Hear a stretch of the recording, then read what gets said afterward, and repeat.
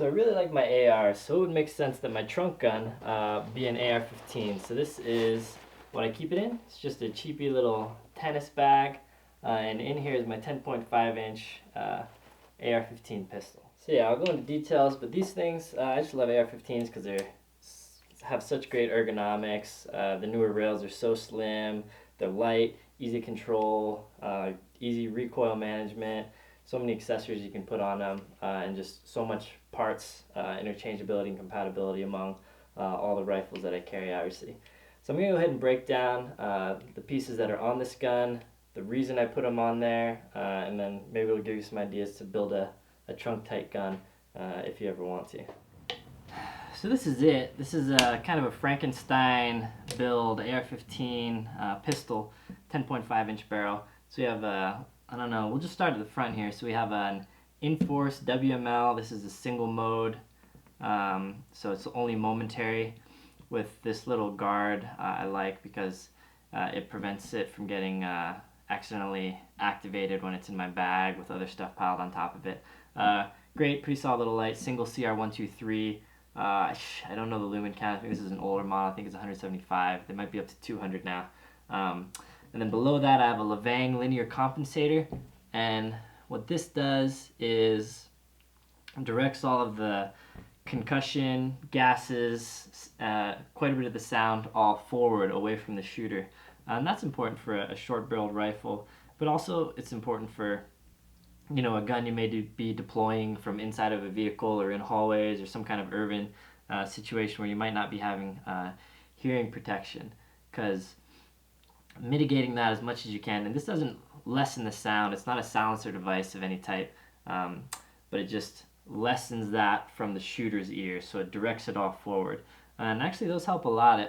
I've tried a couple different ones, like the Noveske Flaming Pig, but that's it's a little heavier, a little bigger. It adds some back pressure, which I didn't need so much for this build because I got it shooting really reliably, and I didn't need to add any more back pressure. But adding back pressure is kind of a common thing for short-barreled rifles, so the Noveskes are good for that if you're having cycling issues. I have a BCM 10.5 inch lightweight barrel underneath here with just I forget what kind of gas block, some lightweight one, and then spikes, carbon length black melanite gas tube, and this is a 10 inch I believe Noveske NSR rail. It's comfortable. It's one of the most comfortable rails that I've ever had, and I've had quite a few of the Picatinny-less rails that are just easier to manage and just comfortable in hand.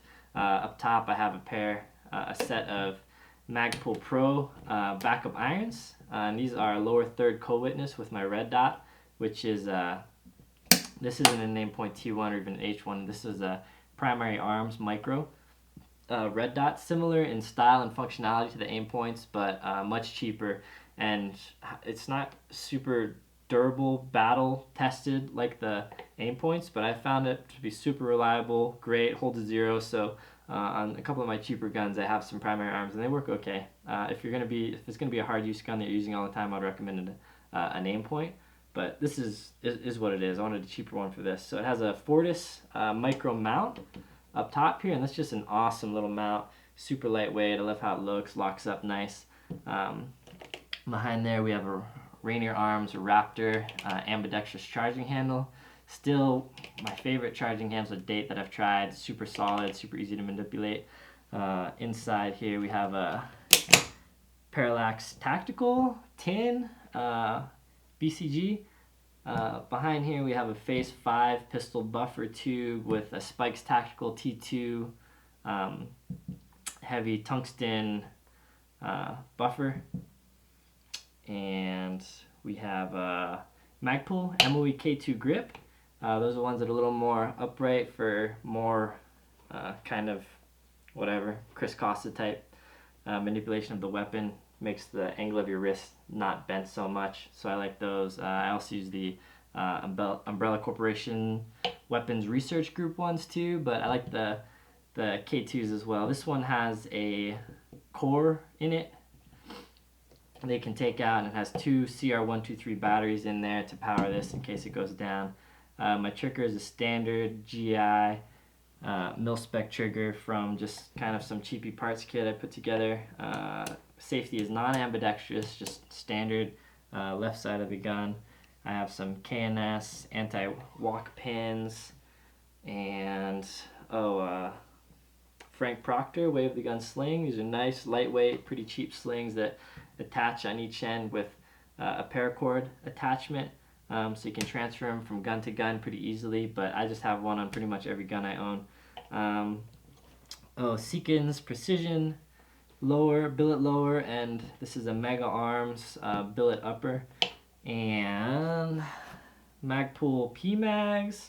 This one has a Magpod on it, which is just kind of like a bipod, but really a monopod for your magazine, and they work really great. It doesn't add any extra bulk. You don't need to have a bipod up here on front, but you're able to stabilize your gun without adding much weight or bulk to it. I have a few extra mags in my car, P-mags with Crye Precision clips, CRYE Precision. This helps, when you don't have a kit, you don't have a vest or a war belt, but you still want to put some mags on your body and be able to access them and reload easily. These act as belt loops that can go outside or inside the waistband. So all the extra mags I have, except for the one in the gun, the extra mags I have in my car have these Crye clips. And that's my build. You can take ideas from it. I've put a lot of thought into it, and it's what works for me. I'm probably never going to deploy my AR. I'm probably never going to deploy my Glock 26, but there are situations where I could definitely would realize the benefit of having a longer gun with a more powerful round than just 9mm for certain scenarios. Having said that, there's a lot of scenarios where you get yourself in some serious trouble if you ever grab this out of your truck, even to engage some bad guys. You'll look like a bad guy no matter what if you get this out, so that's something to consider. I'm not giving you any recommendations if you should even carry this type of gun in your trunk or not.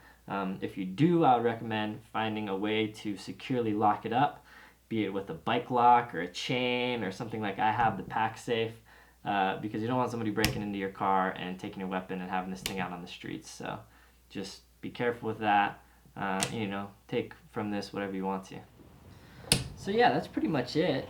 Thanks for watching and liking and subscribing. If you have any questions about this gun in particular, or any ARs or guns in general, feel free to leave comments in the section below.